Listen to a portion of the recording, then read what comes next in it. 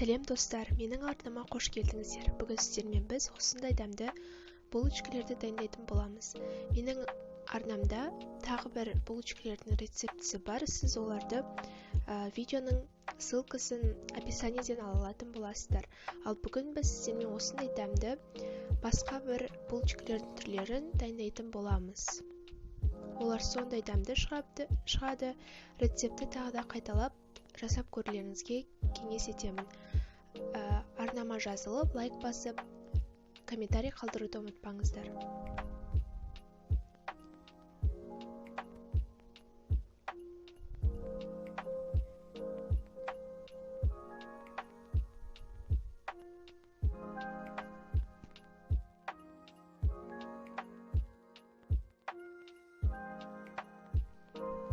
Ең алдымен жылы сүтке құрғақ ашытқыны және де қантты салып жақсылап араластыратын боламыз.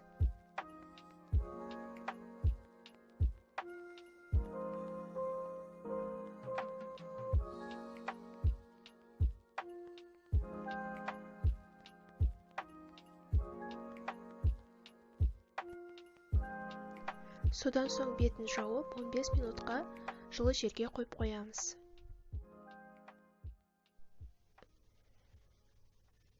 Содан соң ерітілген сары майды, немесе жұмсақ сары майды және де бір жұмыртқаны қосып, тағы да жақсылап араластырамыз. Содан соң ұнды иілегіштен өткізіп, оны да жәймендеп сала отырып, басында қасықпен, одан кейін қолмен араластырып, жұмсақ әрі қолға жабыспайтын қамыр илейміз.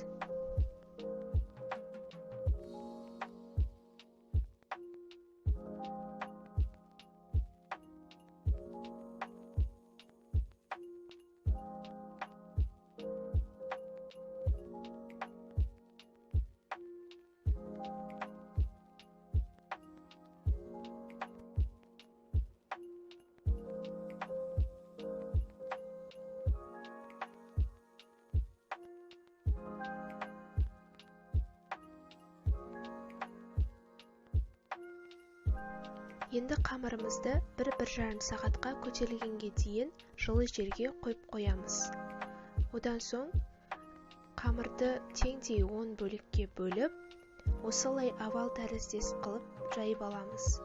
Содан соң үстіне сұйық сары маймен жай ғана жағып, яғни қатты майлау қажет емес, жай ғана бір жағып өтсек жеткілікті. Содан соң қантты сеуіп, видеода көрсетілгендей орайтын боламыз.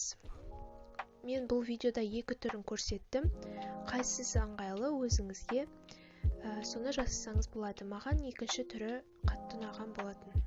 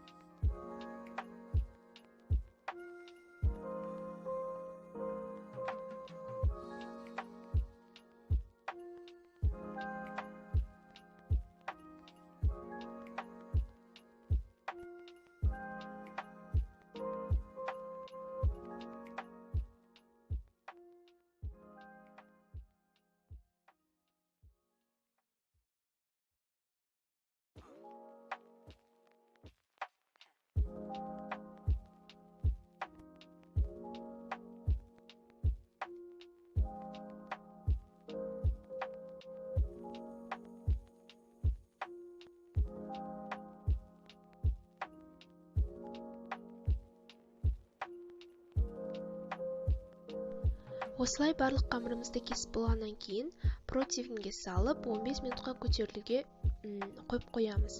Содан соң бетін жұмыртқамен жағамыз және де 180-200 градуста қызып тұрған пешке 15-20 минут көлемінде пісіріп алатын боламыз.